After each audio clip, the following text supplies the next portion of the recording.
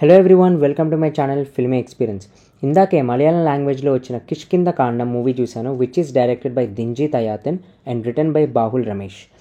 Movie గురించి ఒక్క మాటలో చెప్పాలంటే బాగుంది. చాలా రోజుల తర్వాత ఒక డిఫరెంట్ స్టోరీతో ఒక డిఫరెంట్ ఎక్స్పీరియన్స్ వచ్చింది.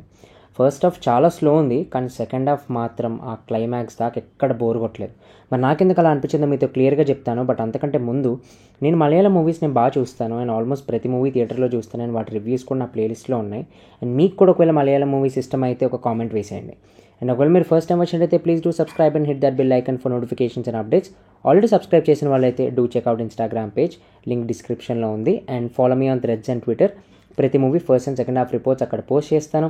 ఇంకా లేట్ ఎందుకు, రివ్యూలోకి వెళ్దాం. ఈ మూవీ స్టోరీ చాలా కొత్తగా ఉంటుంది. అంటే ఇంతకుముందు ఎవరు అటెంప్ట్ చేయలేదన్నమాట. ఫస్ట్ హాఫ్ అంతా చాలా స్లోగా ఉంటుంది, ఎందుకంటే ఆ క్యారెక్టర్స్, ఆ ఎన్వైరన్మెంట్ అంతా మనకు అలవాటు అవ్వడానికి టైం తీసుకున్నారు బాగా. అండ్ సినిమాటోగ్రఫీ అయితే చాలా బాగుంది. కేరళ బ్యూటీని అండ్ ఆ ఫారెస్ట్ సీన్స్ని కళ్ళ ముందు పెయింటింగ్ లాగా ఉంటాయి. ప్రతి ఫ్రేమ్ అదిరిపోయింది అనమాట. ఇంటర్వెల్ వచ్చే 20 minutes ముందు ఒక సస్పెన్స్ని బాగా బిల్డ్ చేశారు. అండ్ ఇంటర్వెల్ అయ్యాక అసలు నెక్స్ట్ ఏం అవుతుందనే క్యూరియాసిటీని బాగా రాసుకున్నారు. అండ్ సెకండ్ హాఫ్ స్టార్ట్ నుండి ఎందాక ఎక్కడ బోర్ కొట్టదు. ఆ లాస్ట్ 5 minutesలో వచ్చే ట్విస్ట్ అయితే అబ్బా సూపర్ అనిపించింది. అంటే మూవీ అయ్యాక మనం ఈ స్టోరీ గురించి కానీ ఆ సిచ్యువేషన్స్ గురించి కానీ తప్పకుండా ఆలోచిస్తాం. అండ్ మూవీ అయ్యాక ఒక డిఫరెంట్ సినిమా చూసామే అనే ఫీలింగ్ అనేది తప్పకుండా అనిపిస్తుంది.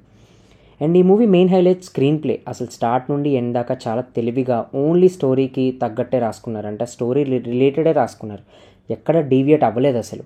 And next lead actors performance అసలు అందరు జీవిచ్చేశారు వాళ్ళకి ఇచ్చిన క్యారెక్టర్స్లో.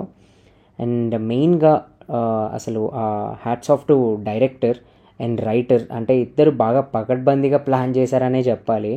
ఆ క్లైమాక్స్ ట్విస్ట్ అయితే కళ్ళలో నీళ్లు తిరిగాయి. స్టోరీలో అంత డెప్త్ ఉందని అప్పుడే అర్థమైంది. అండ్ ఎన్నో టాపిక్స్ని కూడా టచ్ చేశారు, ఒక డిఫరెంట్ ఎక్స్పీరియన్స్ ఇచ్చారు. ఈ మూవీ ఆల్రెడీ మలయాళంలో బ్లాక్ బస్టర్ అయింది అని ముందుగానే చెప్తున్నా. మూవీ మాత్రం చాలా స్లోగా ఉంటుంది అండ్ అందరికీ నచ్చకపోవచ్చు, ఎందుకంటే ఇలాంటి స్లోగా ఉన్న మూవీస్ క్లైమాక్స్ అయ్యాక మూవీ మీద పర్స్పెక్టివే మారిపోతుంది. సో ఒక కొత్త స్టోరీ ఆ క్లైమాక్స్ ట్విస్ట్కి ఖచ్చితంగా ఒకసారి చూడొచ్చు. అండ్ ఒక డిఫరెంట్ ఎక్స్పీరియన్స్ కావాలంటే ఈ మూవీని థియేటర్స్లో మిస్ అవ్వకండి. అండ్ ఓటీటీలో తెలుగులో కూడా వస్తుంది కాబట్టి అసలు మిస్ అవ్వకండి.